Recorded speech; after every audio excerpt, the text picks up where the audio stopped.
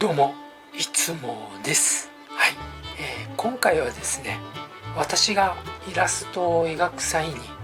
どんなぼかしの作業をしているのか、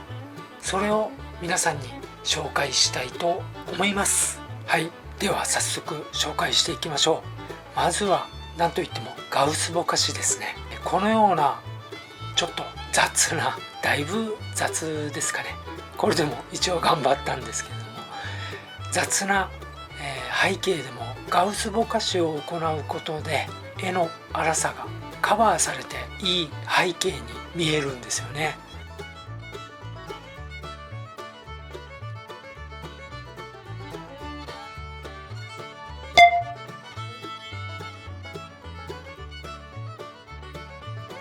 はい、そして皆さんこのアイコンを見たことありますよね。でこの中にぼかしのブラシがありまして、自分はそのぼかしのブラシを使って、人物の輪郭ですね、輪郭をなぞって、ぼかしてます。輪郭をぼかすのはどうしてかと言いますと、本当に立体的に見えてくるんですよね。それとですね、私は暗い色にしたいなという時はよくトーンカーブやります。でその際は一部分だけを暗くしたいわけなので、その場合は選択範囲がありますよね。選択範囲で囲って、そしてトーンカーブを行います。これはぼかしとは全然関係ないんじゃないかというふうに思われた方もいると思うんですけども、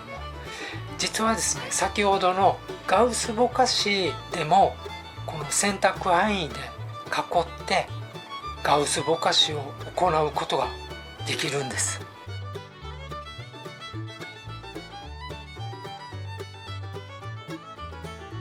はい、そしてガウスぼかしではちょっとできないんですけれども、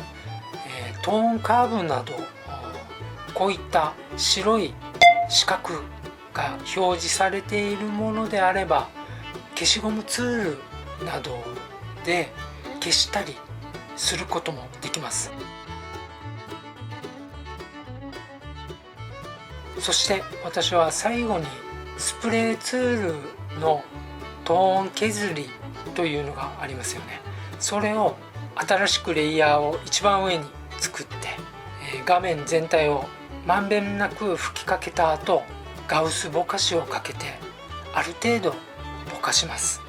ぼかした後、そのレイヤーの不透明度をだいぶ低くします。今回は15前後だったと思います。そのぐらい低くして、そして、ちょっと消しゴムで消したりして調整します。どうしてこういったことをするかと言いますと、これをやることによって、実際の、写真の画像とかありますよね。その写真の画像の中、写真の粒子というんですかね、そういったものを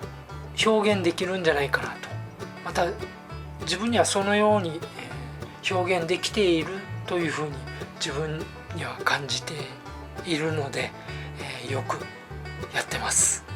はい、いかがだったでしょうか。今回は自分が絵を描く際に、ぼかす